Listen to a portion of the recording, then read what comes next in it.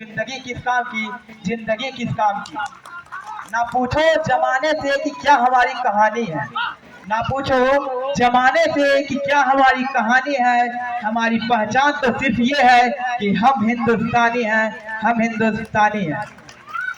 परम सम्माननीय अतिथिगण, विद्यालय के संचालक महोदय, प्रधानाचार्य जी, उप प्रधानाचार्य जी, उपस्थित सभी अभिभावकगण एवं मेरे प्यारे दोस्तों, गणतंत्र दिवस की स्वर्णिम बेला पर मैं पीयूष कुमार पांडे अपने पूरे विद्यालय परिवार की ओर से आप सबका हार्दिक हार्दिक अभिनंदन करता हूं।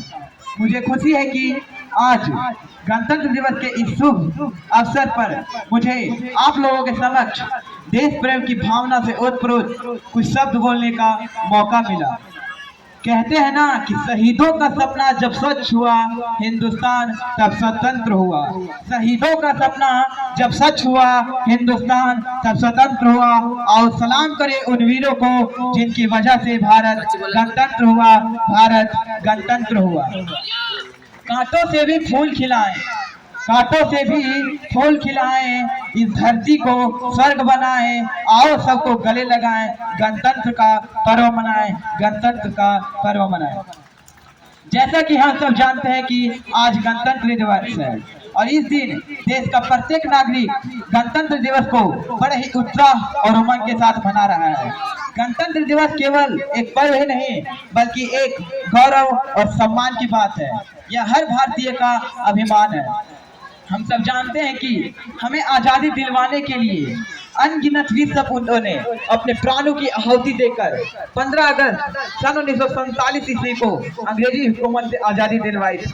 आजादी के पश्चात इस देश को नियमित और सुचारू रूप से चलाने के लिए एक संविधान की आवश्यकता थी, जिसके आधारभूत देश की जनता नियमित और कानूनों का निर्धारित नियमित और कानूनों का पालन कर सके।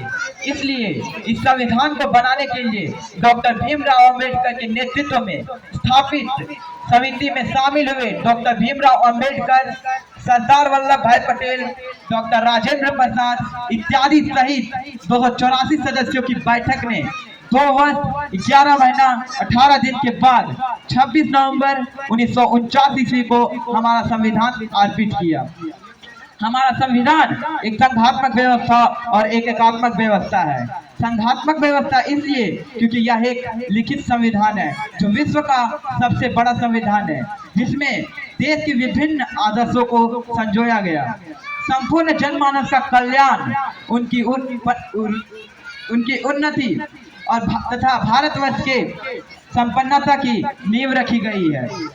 अंत में जाकर 26 जनवरी सन 1950 ईस्वी को हमारा देश में संविधान लागू हुआ और भारत एक लोकतांत्रिक गणराज्य बना। गणतंत्र दिवस एक ऐसा अवसर है जो हमें हमारे वीर वीरांगनाओं, हमारे पूर्वजों की कुर्बानी की गाथाओं और संघर्षों की बलिदानों की को तरोताजा कर देता है। और इसका भव्य दृश्य हम देख सकते हैं। गणतंत्र दिवस में राजपथ पर निकले भव्य गणतंत्र दिवस समारोह आयोजन, जिसमें हमारे देश के राष्ट्रपति ध्वजा फहराते हैं। ध्वजारोहण के साथ राष्ट्रगान होती है और 21 तोपों की सलामी दी जाती है। राजपथ पर निकलने वाली सुंदर, विभिन्न और अद्भुत झांकियों से हमें हमारे भेद के झलक दिखलाई जाती है।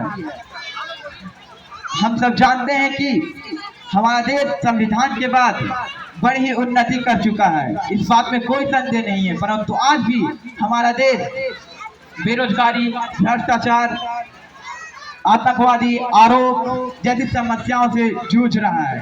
तो यहाँ आवश्यकता है हम सबको एकजुट होने की और इस समस्या से निकालने की, ताकि हमारे स्वतंत्रता सेनानियों और संविधान संस्थापकों का सपना साकार हो सके।